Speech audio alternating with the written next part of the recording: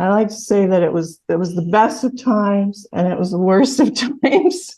So we would have these incredible great times and then really bad times. Welcome to the Empowered Wife podcast, where it's all about fixing your relationship without your man's conscious effort so that you feel desired, taken care of, and special, even if your relationship feels hopeless. Today, we're talking about how to fix a marriage to a bipolar husband.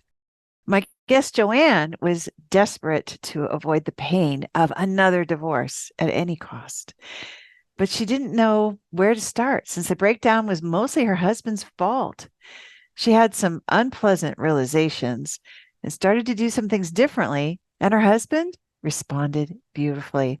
Today, her marriage is calm, peaceful, and respectful on both sides. She's going to tell us how she did it so you can do it too. But first, let's talk about how to fix a marriage to a bipolar husband, because it feels so dreary to find out you're married to someone with bouts of exhaustion and depression interspersed with manic behavior. It feels like bait and switch. I mean, how are you ever going to have a great relationship when there are just those two extremes and nothing in the middle? No normal husband behavior. It's scary because not only are you married to someone who can't really be a good partner to you, it sucks up your time and energy trying to care for him. So instead of a playful, passionate marriage, you're left with a stressful burden. Ugh. But it doesn't have to be that way. You too can be a ridiculously happy wife, even if your husband is bona fide bipolar. Here's how you can turn this around. Number one is don't do what I did. Of course, you want to be supportive and know how you can best help him with his challenges.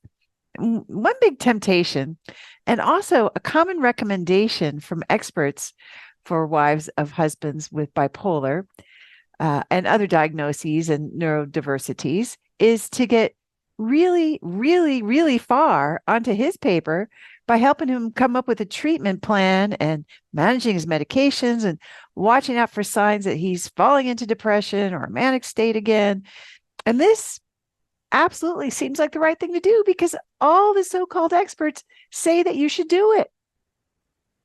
But you won't catch me saying that because as a wife whose husband was diagnosed with a mental disorder, I did all that back when our therapist declared that John had attention deficit disorder, ADD. And I got to tell you, it was pretty disastrous. My husband didn't feel very respected that I was so focused on his disorder deficit or deficit disorder all the time. For one thing, I mean, can you imagine how that would feel if someone was always talking about your deficit disorder? It wasn't very respectful. Since respect is like oxygen for him and most husbands, he probably felt like he was suffocating. So he was defensive. But I was determined to help him. I was going to help him. Or was I actually just criticizing him by saying he was not very capable or competent? Ugh. That's how he took it.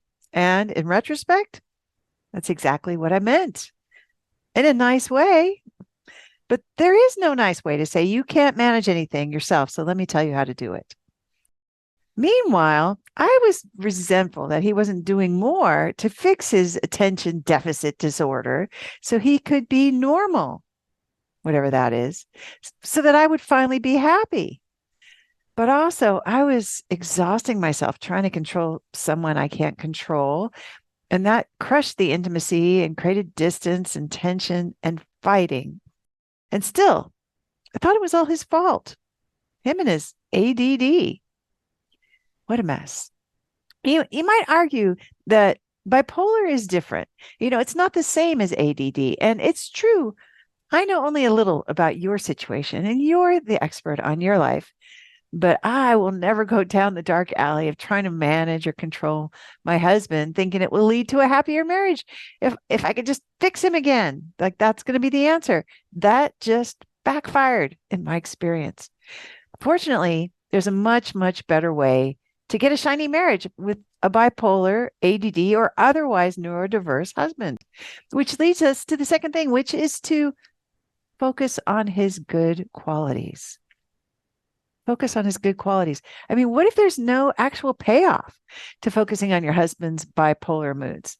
But that you could instead change some other things that would lead to your marriage feeling easier and happier and lighter. What if you could change some things that are within your control, and then he showed up differently? And by differently, I mean much better. Now you're looking at things through the lens of my experience and the experience of thousands of students who say it was theirs too. But we could only see it in retrospect, after we practiced the 6 intimacy skills and started respecting and trusting our husbands and replenishing ourselves and all the other skills, right? I mean, from this side of that challenge, it seems obvious that focusing on a diagnosis like bipolar was no help at all. In fact, by focusing on other things, my husband's ADD, it no longer hurts me or hurts our marriage. It's just not a thing. I never think about it anymore because it just went away. And you might be thinking, but how is your situation ever going to improve if you don't improve him? And one way to use your influence wisely is, instead of focusing on what's wrong with him, catch him doing something right. Catch him doing something right. Instead of being hypervigilant for signs of depression, insomnia, or mania that would confirm he's bipolar, how about focusing on how he took out the trash, he played with the kids, he walked the dog? Since what you focus on increases, you're going to naturally start to have a very different experience of your husband if you make a gratitude list instead of a list of all the symptoms he's showing of bipolar. And that leads us to step number 3, which is to pretend he's just a regular guy. For me, the answer was to pretend my husband is normal. And now it really seems like he is. In fact, not just normal, but pretty awesome in the husband department, like better than average. And now I can see how funny John is and how calm and sweet and just playful and supportive and smart. It's not too hard to be happy with someone who makes me laugh so much. And he makes my tea every morning and makes up songs about how cute I am. So it's interesting to think about what your experience might be if you celebrated your husband's good qualities instead of micromanaging his annoying ones, which everyone has. Everyone has annoying qualities, even me. There's no perfect husband. There's no perfect husband, as far as I know. But your bipolar husband could just be perfect for you.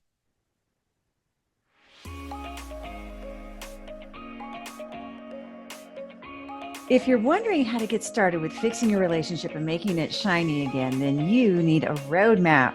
Get 6 simple steps to follow that will set your relationship up for success. Discover 3 common mistakes that wives make trying to fix their relationship that just make things worse when you download my free Adored Wife Roadmap. You can do that at getcherished.com. Go to getcherished.com now to get your roadmap in minutes.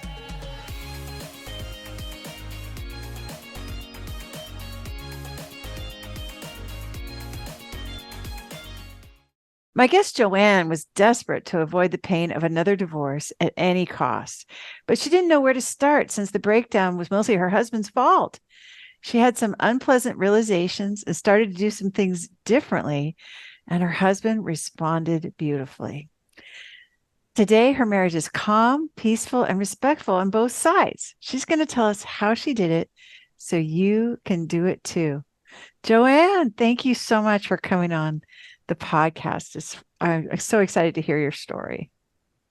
Oh my goodness, it's such an honor and a privilege to be here. And I'm so happy to be able to share this story. I never thought I would be on the podcast, but I did envision it.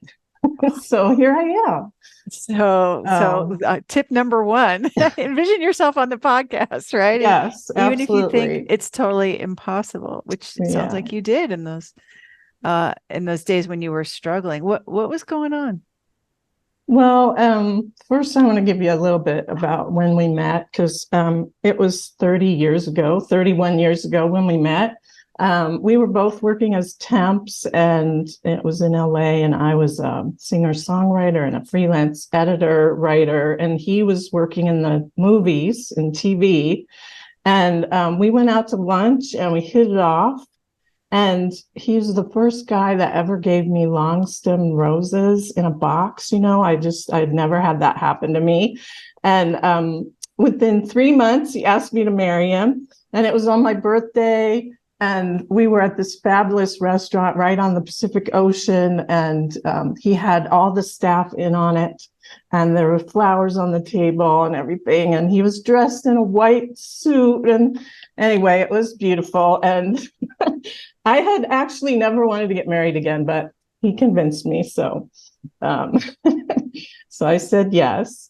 And then, so our wedding was in 94. And a month before our wedding, the Northridge earthquake happened and our apartment was destroyed. And, he was my hero. He rescued me from our building, which fell into the ground. And he rescued our neighbors, and he was amazing. And anyway, we were standing there in our PJs, and I was crying. And that's when he handed me my engagement ring.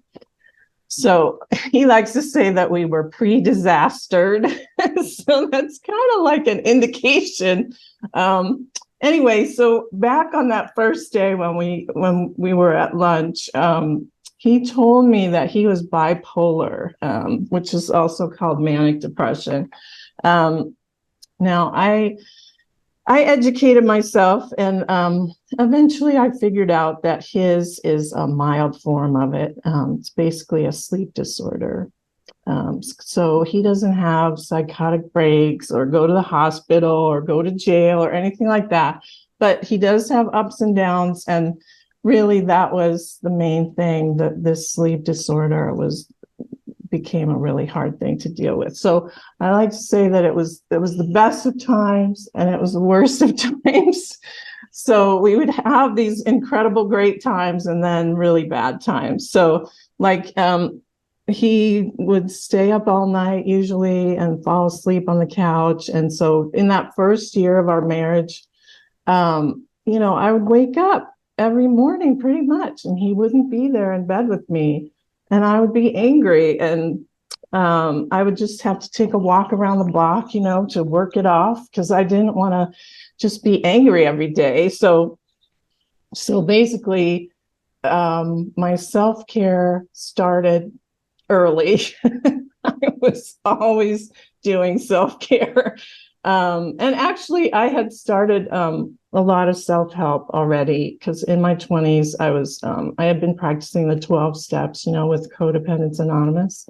And then when I met my husband, I attended a support group for people who love somebody who has bipolar. So it was called Ups and Downs. And,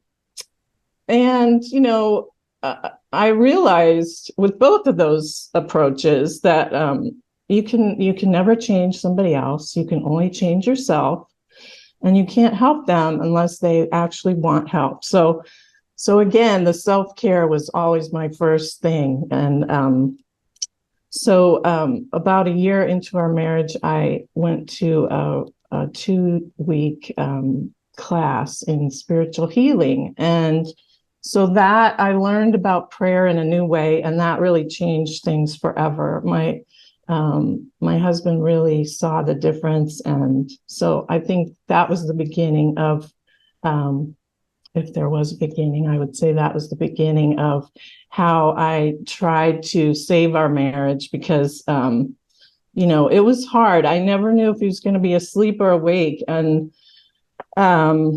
but I expected miracles now, I expected the best. And sometimes back in those days, he could be awake for 2 or 3 days without sleeping, or then he would sleep for 2 or 3 days, and so never knowing if he's going to be awake or asleep, it was hard to trust him to do things. And So that was difficult. And he would, he had a temper. I mean, if you couldn't sleep for a couple of days, or, I can imagine you would have a temper. So anyway, but you know what? Eventually, I really decided to see this sleep disorder as a gift, because let me tell you, when our daughter was born, um, I breastfeeding didn't really work for us, and he took the 3 a.m. feeding.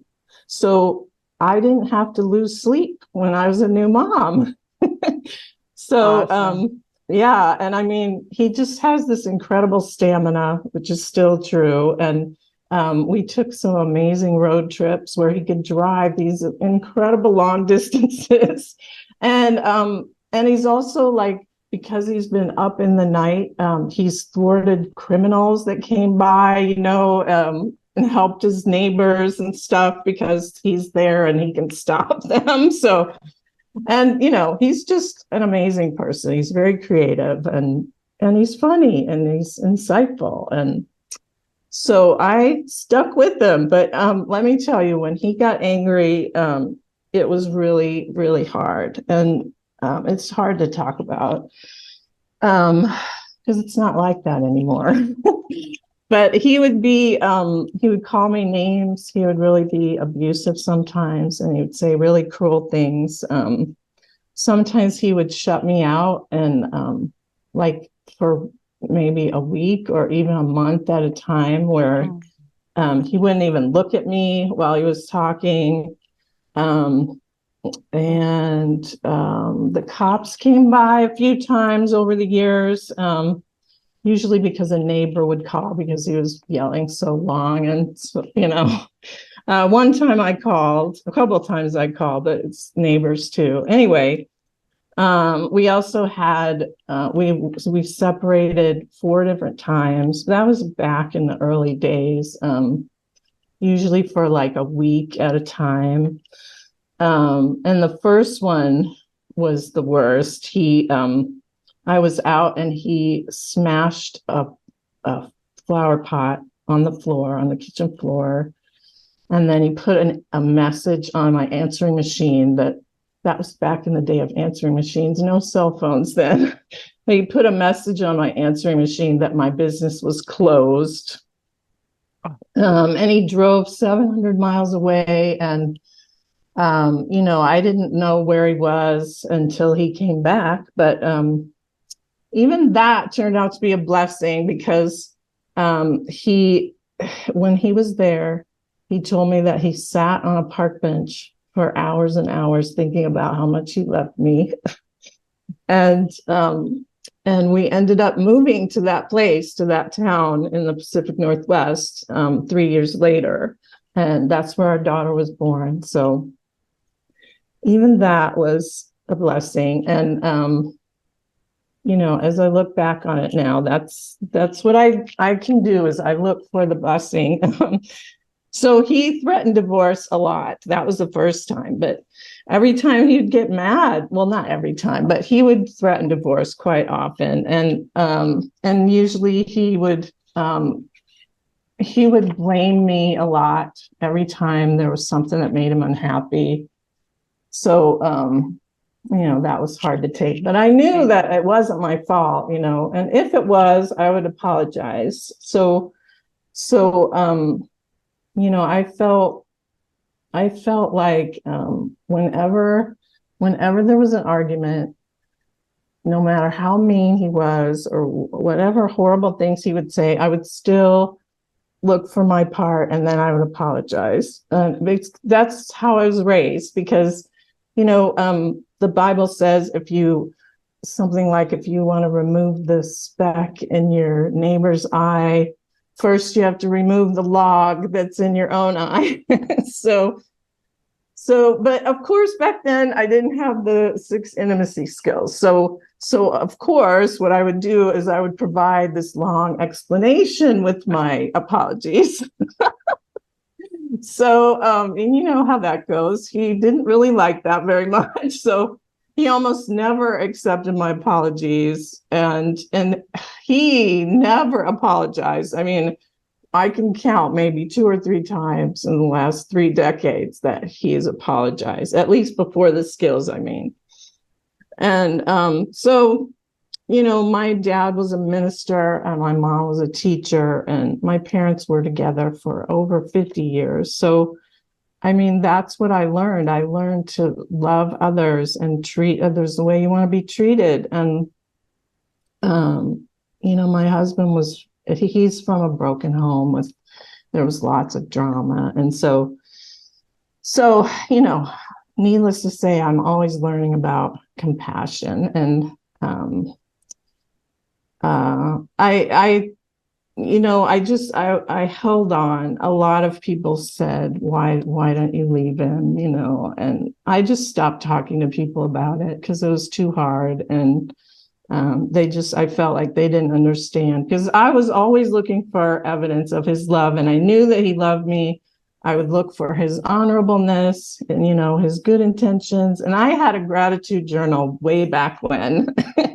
And I wrote in that every day, and I would, just hold on to my faith about that. And I never gave up on that. And I'm really hearing that. I hear the gratitude and yeah, like really looking for heart messages, counting the blessings, and your accountability was extraordinary already. This is all free intimacy skills. skills. Yeah. You just had a lot going for you going in, even though, and I also hear there was just a lot of pain and even naysayers around you who didn't believe that your marriage was at least 51% good. It sounds like. Yeah. Yeah. Yeah. Although my parents, they were on my side. They were concerned, but they were definitely on my side. And I felt like I really excelled in my life, as a mom and in my work. But I just constantly felt like I was a failure as a wife. And so, of course, I prayed about this every day. And I did get some miracles. I did get answers along the way, but it was still really challenging. And over the years, our sex life was like, it became this minefield. And in fact, one time he actually said that if he thought about making love to me, it made his skin crawl. That was so hurtful. So sometimes he would say that I couldn't please him, um, and I about 5 years or so, or maybe more, maybe 10 years ago, I discovered he was using porn. He started saying that he didn't believe in God. And, I never would have married anybody if he didn't believe in God, but that's what he was saying. And he didn't work that much. And so I was the breadwinner, although I wasn't a very good one, but I was the breadwinner most of the time. He did work. And when he worked phenomenally and really great, but he didn't work a lot. So it felt like it wasn't enough. And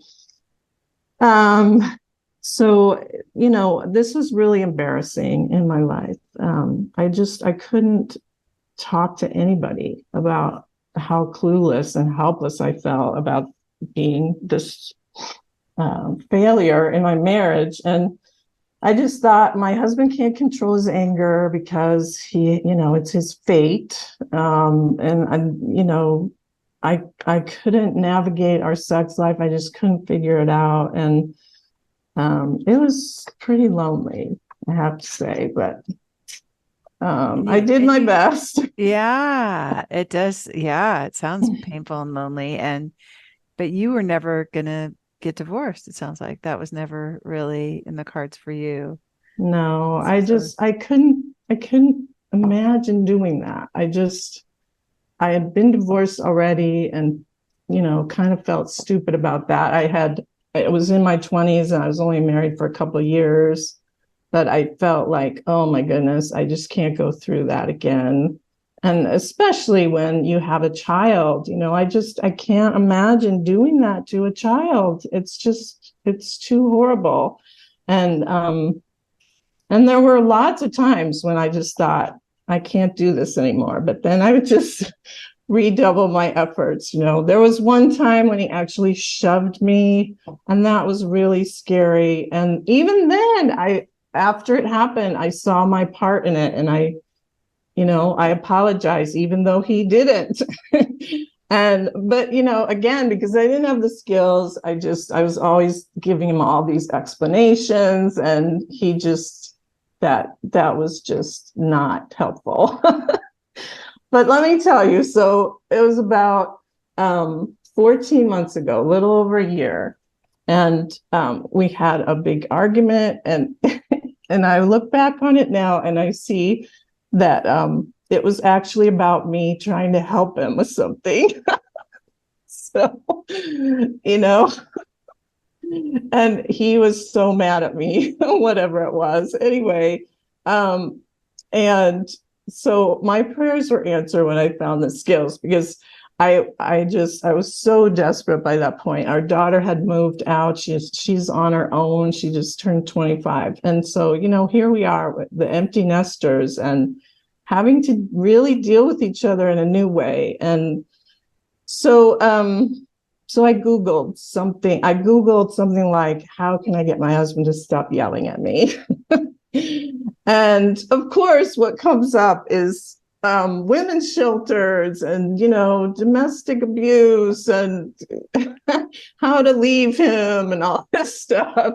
But, eventually I came upon something by you, Laura, and it was probably a blog post or something. And when I read that, I was like, oh, this is interesting, because the way that I pray is I start with the solution, not the problem.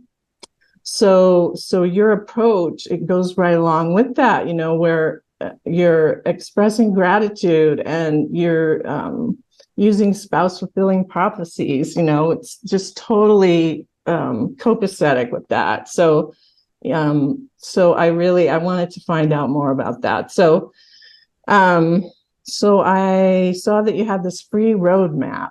So I thought, okay, well, it's free. I'll look at it and see what it is. And then and I remember I kind of doubted it for a few days, but then there was some kind of free event that you were offering. And I don't remember what it was, but it was a free event that I could attend. So I thought, okay, well, I'll find out if she's a charlatan, or, if she's really believes what she's talking about. So of course I was just blown away. Oh my goodness. Once I realized what the skills were, and I saw that the very first thing I saw was how incredibly disrespectful I had been for so long. And I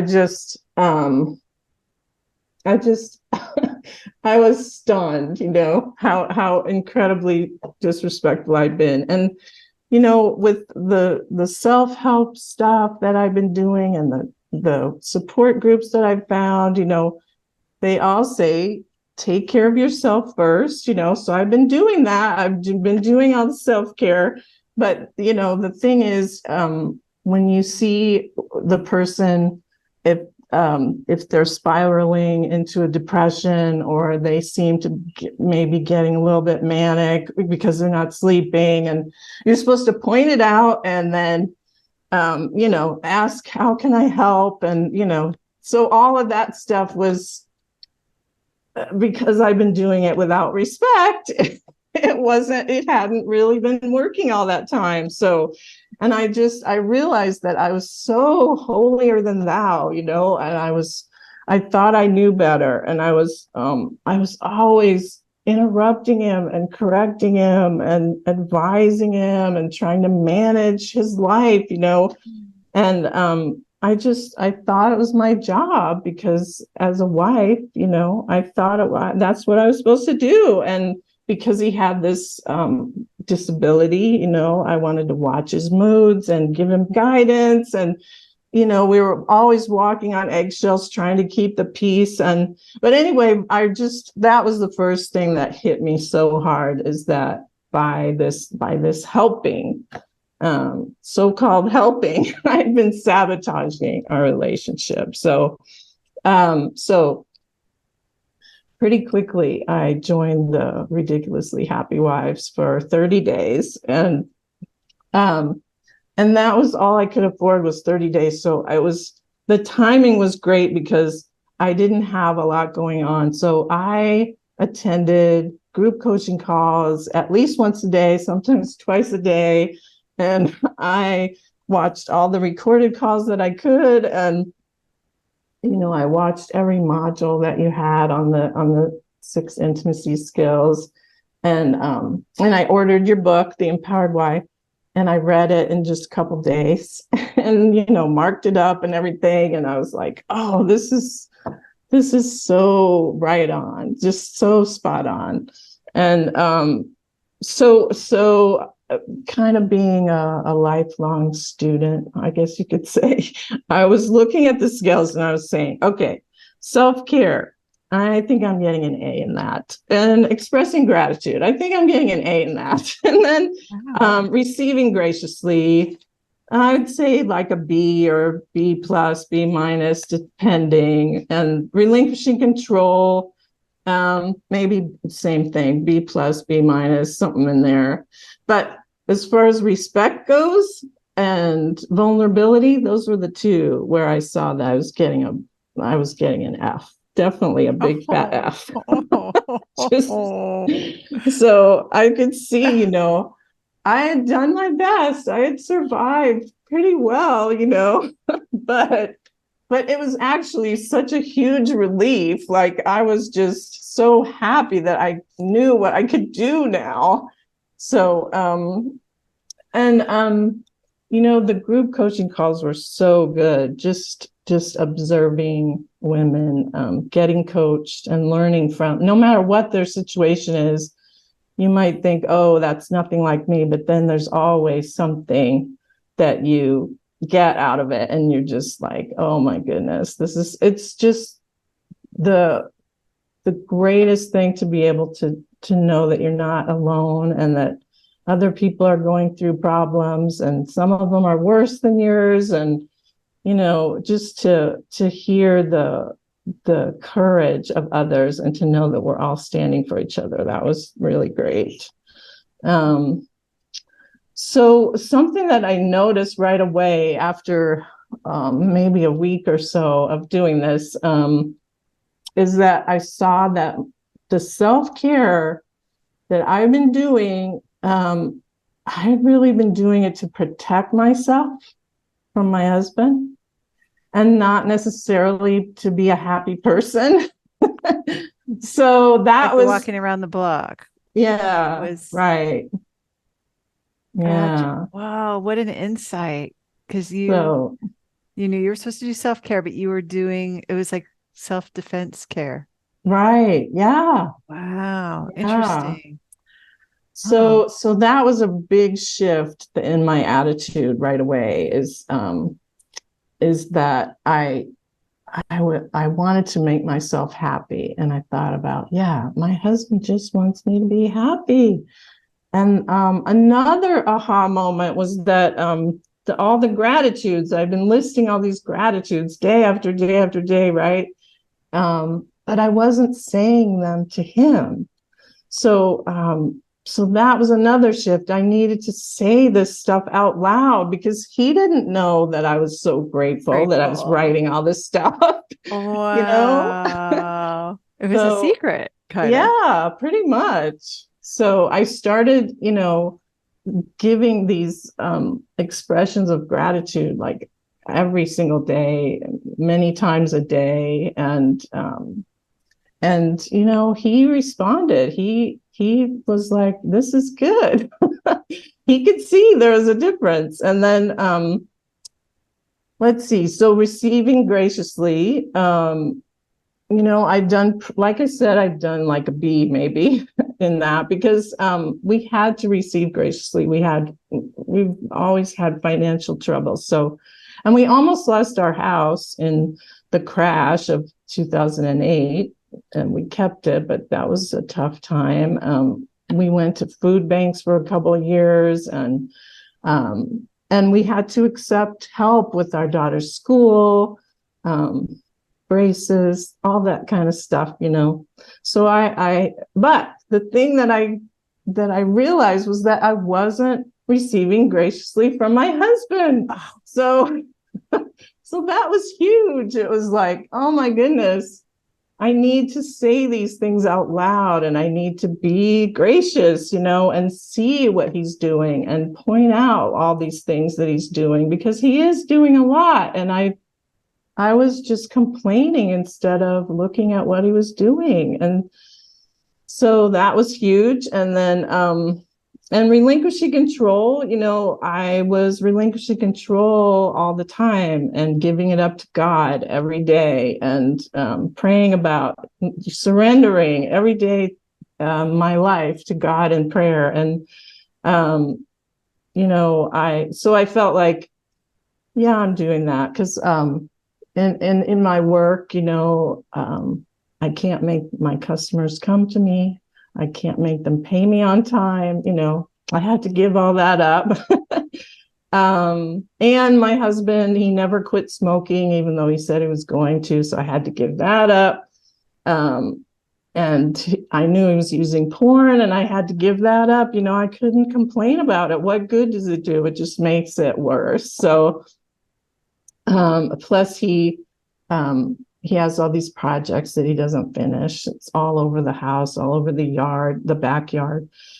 So I was practicing, I was getting an A and a B in 4 things, right? But I saw that I really needed to shift my perspective, because there was still so much disappointment. I was resentful and I was disappointed, and I tried to hide it, but it's not going to work because you have to be yourself. And they pick up on our energy pretty well. Yeah, no matter. Yeah. So what was authentically emanating from you was the resentment was coming through, it sounds like. Right. Yeah.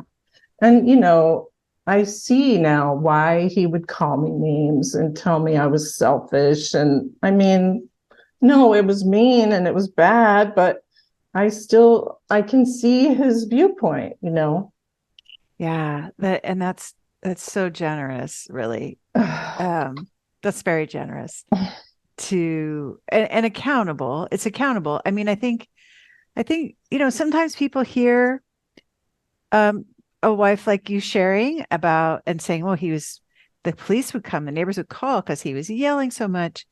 And then for you to say, like, gosh, I can kind of see why.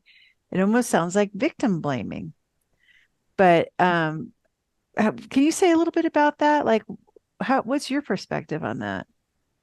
Well, I never excused his behavior, if that's what you mean. Yeah. I mean, no, his behavior was despicable. And so I divided that from, just looking at cleaning up my side of the street, as you call it, just looking at what I had done to escalate, and that if I hadn't said such and such, I could have de-escalated, and I didn't know how to do that. So with the skills, I don't even have to de-escalate. I mean, I know how to just nip it in the bud before there's going to be anything. Just non-escalate, just right. De-escalating altogether. Right. Okay. Well, I love this distinction you're making. It's like, I'm definitely not responsible for his behavior that was despicable. Right. But I also prefer to own the part that I did contribute to the escalation, because that's more empowering, it sounds like. Right. And I mean, I did keep myself safe. Like, if he was in a bad way, I would stay away. And over the years, he actually learned he learned his own self-care, however he was doing that, because he would realize that he was getting too angry and he would leave instead of yell. So like the yelling would be a lot shorter. So I did see that over the years, that things, like I said, the police being called, that was very It was early. early on. Yeah. Yeah. Yeah. So, Totally get it. he just, so we were both learning, how to deal with each other. And sometimes it looks messy, right? It looked really messy around here too. Yeah. Early on, we were both learning. Yeah. So I appreciate you sharing that so vulnerably and authentically, because you're not the only one to be in that messy situation. As you say, like from group coaching calls, you realize like, I'm not the only one, right? Yeah. This goes on. So yeah. Yeah. So okay, so now you're in a position where you can de-escalate if it starts, or kind of just circumvent the whole thing, just kind of maybe. So what kinds of things were you doing differently? I mean, I heard a lot of things already. You were expressing the gratitudes to him. Yeah. It sounds like you became maybe a little less helpful. Right. Yeah. I would just leave him to his own devices, and however he was going to have his day, that was how it was going to be. I do want to say that the first thing I did, I think it was like the first day that I started with the 30 days, was the blanket apology. I apologized for being disrespectful. And then I just listed a whole bunch of things over the years, and I was crying, and it was very sincere. And it was different because there were no explanations. I did not defend myself. And my husband just was so tender, and he thanked me. So it was like magic. That just totally worked. So I was just on cloud nine, because I was just filled with hope, that this was going to be the right thing. And so the main thing was I keeping my mouth shut, what you call duct tape, and not interrupting, and not offering advice. And sometimes I'd have to count in my mind, okay, you're not going to say anything, you're just going to let him speak. It's okay, just let him speak, you don't have to agree. And so I would say, I hear you, and whatever you think. And that was just, it was beautiful, because he would just relax, and everything, I could just tell that he felt really good when I said, whatever you think, or I trust you, or you go with it, I know you can do it, that kind of thing. And then I was just, I'm always pouring on the gratitude now out loud this time. In addition to my to my journals, I also say it out loud. And now he does it, he thanks me for all kinds of things. And he actually apologizes now for so many things, like things that I don't even remember that happened. He's just like always saying that he's sorry about such and such. And he's like talking to me so tenderly about, he doesn't mean to do that, or I didn't mean to say that word to you. And I don't even remember that he did it. Like, that's how often it's happening. So it's amazing. I can tell that he's just being a lot more tender and mindful, of how he's behaving. And so I also tried the smile campaign, which was really hard for me, because my face hurt. Like Your cheeks were tired. yes, Oh, because I felt like, I've been so judgmental and so unhappy. And like, if I've heard other women in the program say this too, like, if I could just be unhappy, then he would know that he's doing things wrong, right?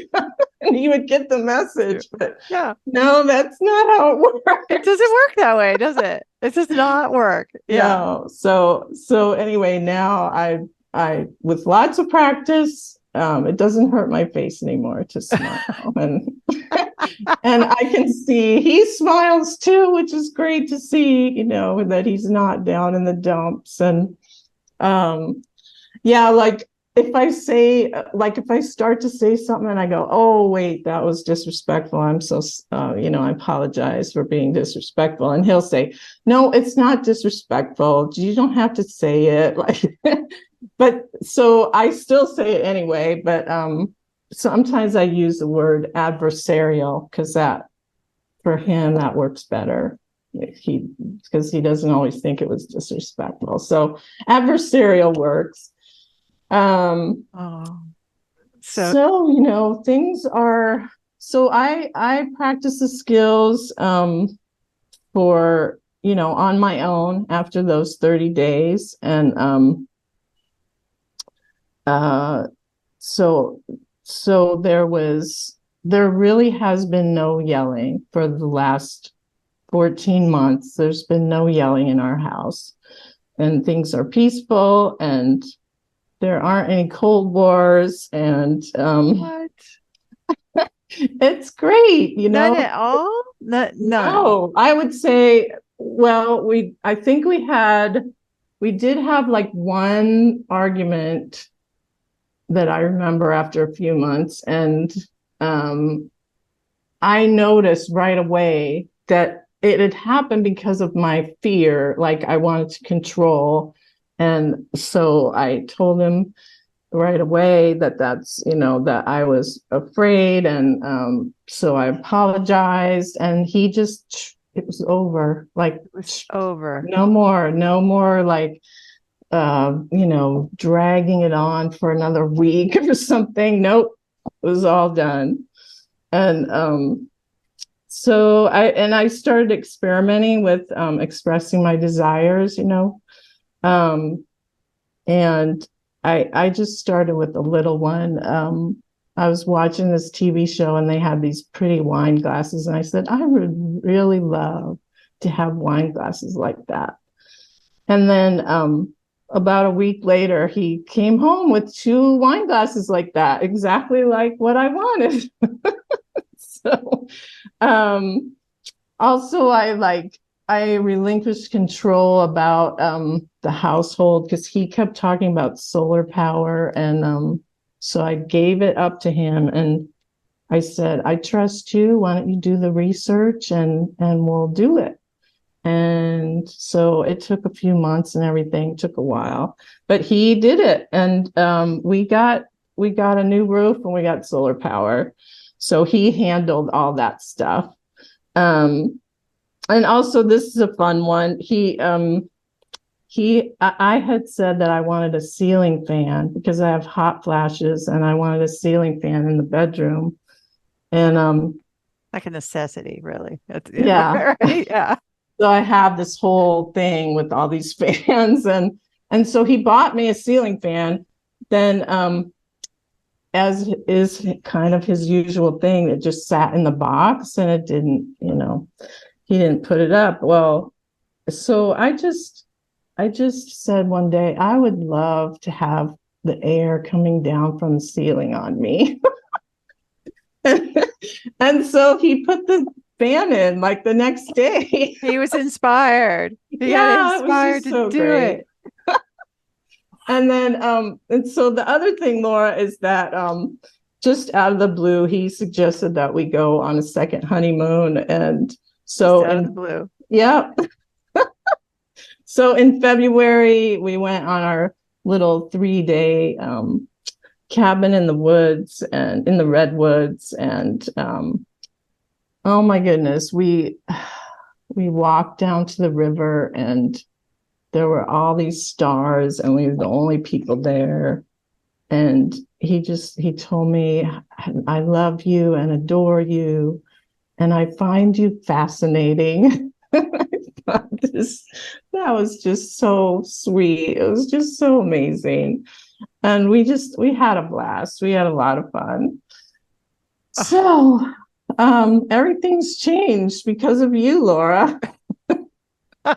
Wow. And because of you, Joanne, you've been an incredible student of the skills. It sounds like I really hear them being just a part of you now. They just come out of you.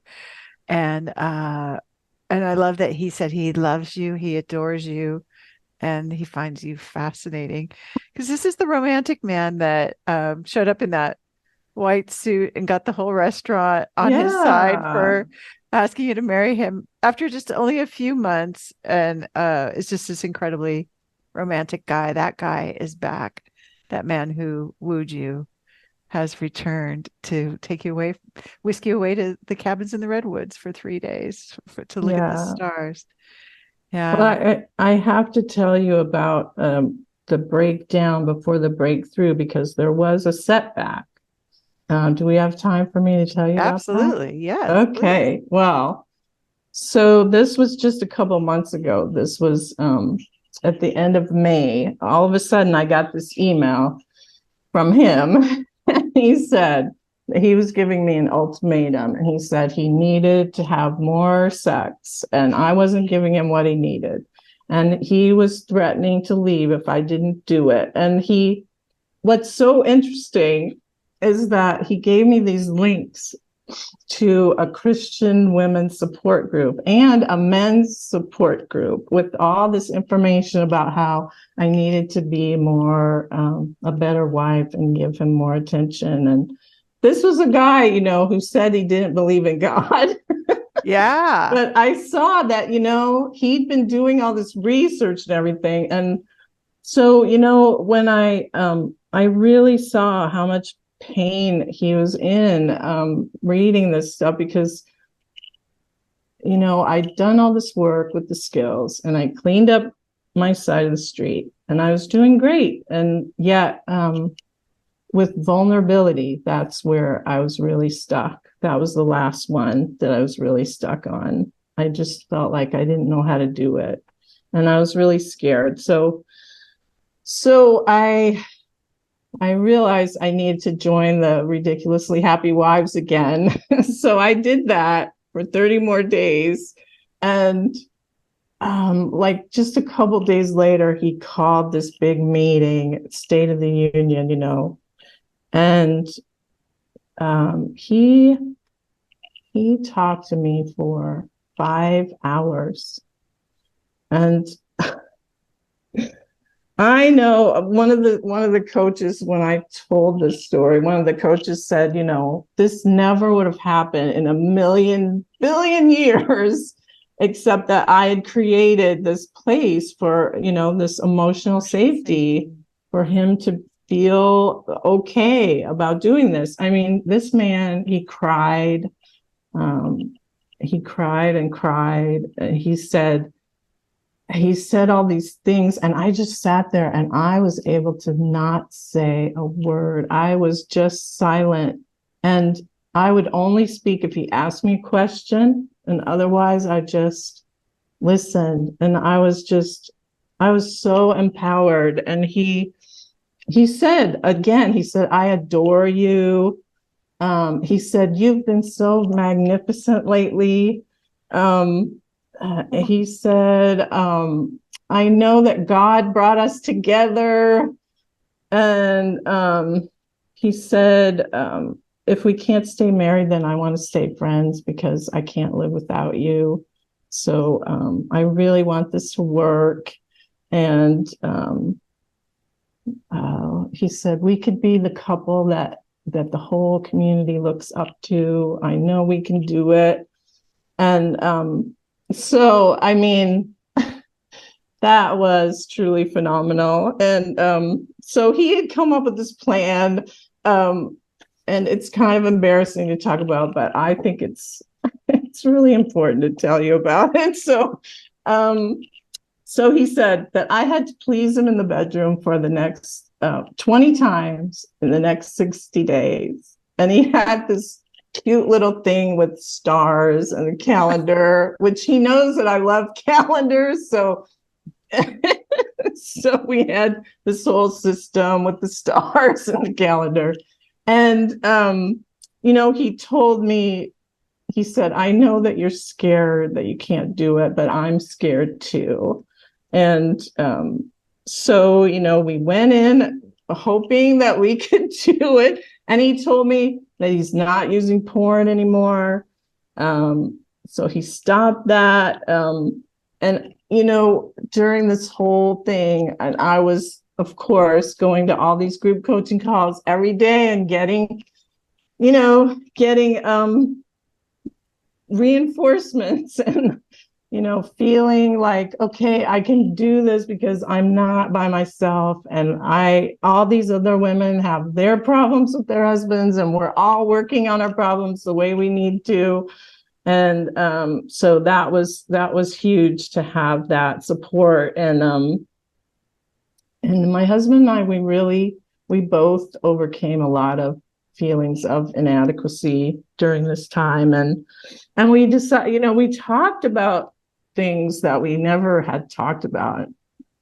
So I think we overcame a lot of inadequacy, and we're still working on that. We wanted to just be less serious about sex, let's just have fun and stop being so serious. Yeah. So in the first month, we accomplished the 10 times in 30 days. And I was so happy. Like I felt lighter and happier about everything in life. Like it made a difference in a lot of ways. And so that was when I actually told him, I've been doing this happy wives thing. And he said, well, whatever it is, you got to keep doing it. and then in mid-July, so this was only a month ago, I was about to go on a coaching call. It was with you. It was your coaching call. And he said, I told him I was about to do that. And he's like, well, be sure to tell them that you saved your marriage. So that was right when. I remember that. Oh, and he handed me this note. I know how special you are. Oh my goodness. Wow, Joanne. So, and in that session with you, Laura, I was asking you about vulnerability, and I know we worked on that particular thing about how he wants to have sex and I don't really want to, and I'm trying to figure out how to do that, how to navigate that. And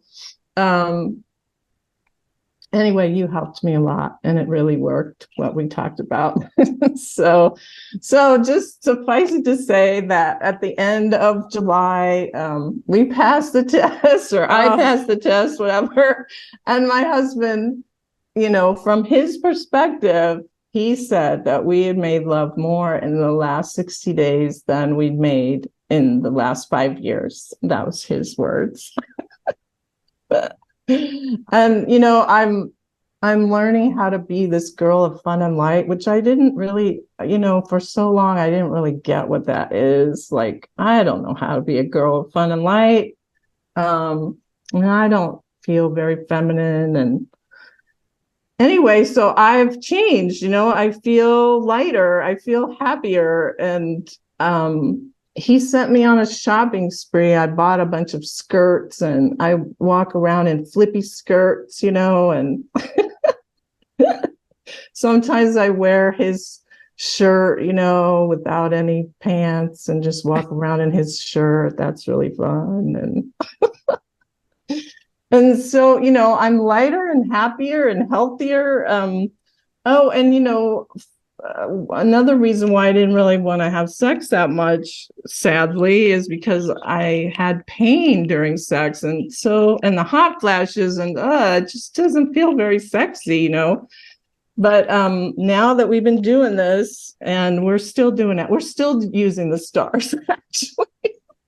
It's so I love fun. it. You're just having it. It's like, yeah, it's a game now. It's a game. It's fun. And so anyway, the pain, my point is, the pain is not there. There's no pain. No What pain at happened all. to it? Yeah. I think, that all my pain came from all that resentment and disappointment, and I let it go. And I think that was a big part of it.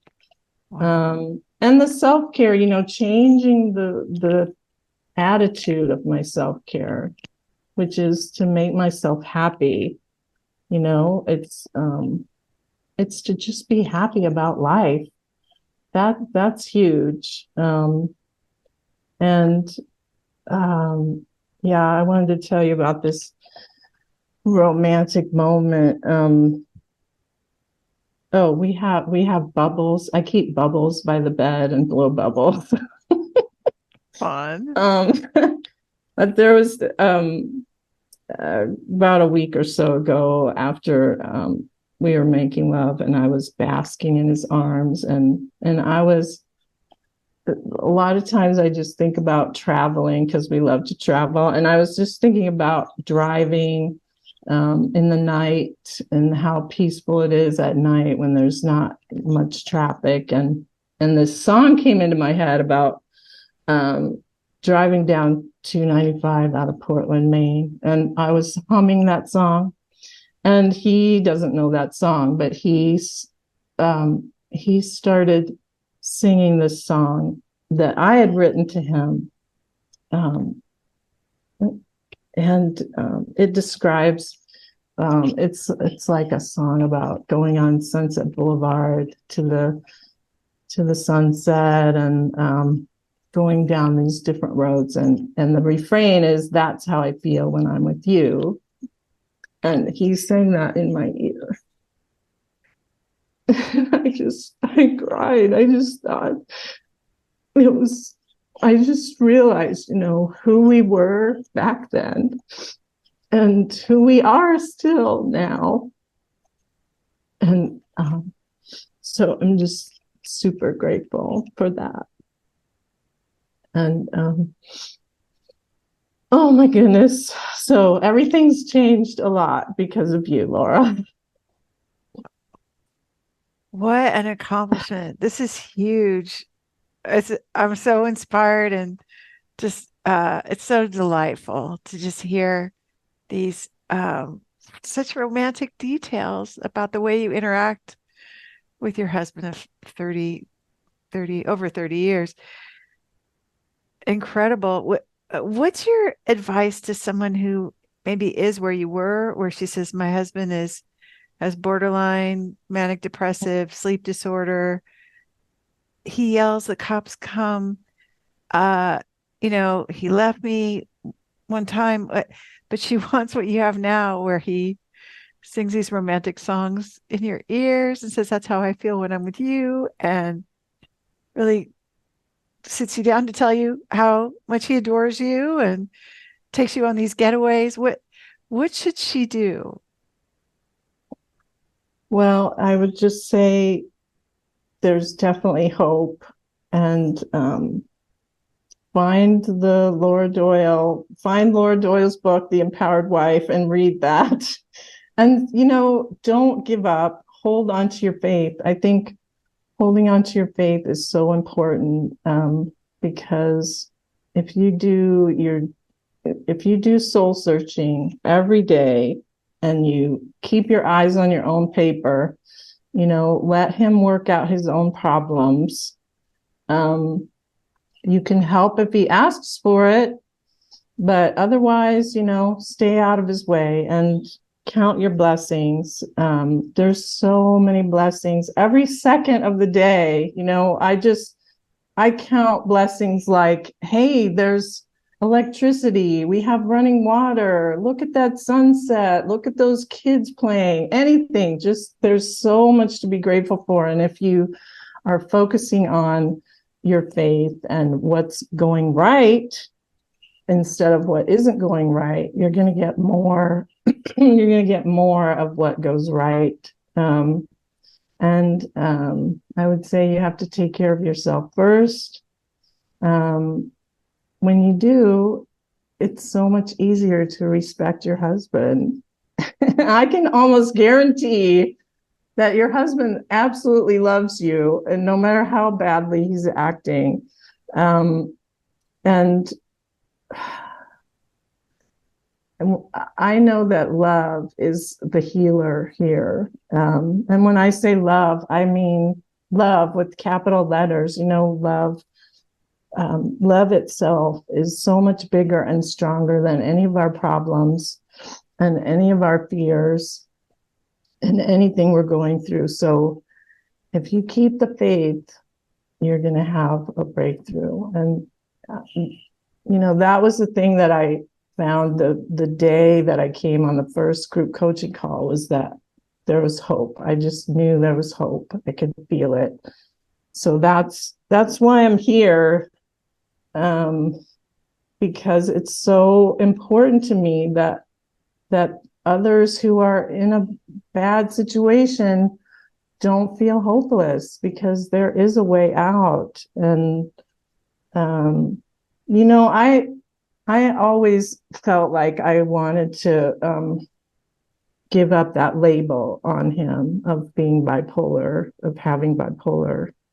And over all these years, there's still some challenges with his sleep disorder, but they're way minor. Like, he has kind of a routine, and maybe it's not normal, but we figured it out. And I don't have any reason to limit him or blame him, or, I just keep expecting the best. And I wanted to say that he has made more money in the last year than any other time in our marriage too. That's quite a change. Yeah. Just a coincidence, right? Yeah, you think? We can never know. My gosh, it's super cool. I'm very moved. I'm very moved by what you've created here. It's it's just amazing to me. And just getting to hear your wisdom about it feels so nourishing too. So thank you so much for the way you're speaking of it. And you definitely are giving hope to a lot of people right now. What do you think you would say if you could go back in time and talk to yourself and tell Joanne what you know now? What would you say to her? Well, probably pretty much the same thing. Keep the faith. Don't give up. Don't listen to the naysayers. You don't need them. Find people who will stand for your marriage, because that is so important in life, for families to stay together and be happy and be peaceful. So I would tell her to let go of the fear and be courageous, and everything is working itself out. It's always working itself out. Well, I love hearing your faith. It just emanates from you.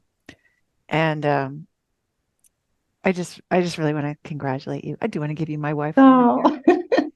Best wife. Thank you. Yeah, you did it, right?